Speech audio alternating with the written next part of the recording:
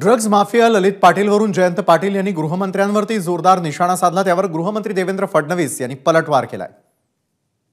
आता त्या ललित पाटलांच्यावर बोलून मी माझा वेळ घ्यायची काही गरज नाही। तुम्हाला सगळंच महाजन साहेब माहिती आहे आणि त्यामुळे तुम्ही त्याच्या मागे असं मी म्हणत नाही अजून, पण ह्या सगळ्या प्रकरणामध्ये त्याला हॉस्पिटलमध्ये ऍडमिट करण्याची व्यवस्था देखील मंत्रीच करतात।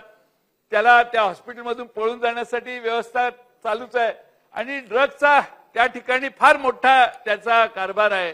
अध्यक्ष महोदय, महाराष्ट्रात ड्रग माफियांना राजाश्रय देण्याची आता नवी प्रथा चालू झालेली आहे।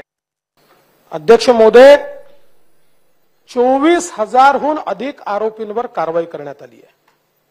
म्हणजे आपण जर फरक बघितला तर 2020 साली ड्रग्सच्या संदर्भात किती आरोपींवर कारवाई होती? 5,321 आणि मागील वर्षात किती लोकांवर त्या ठिकाणी झालेली आहे?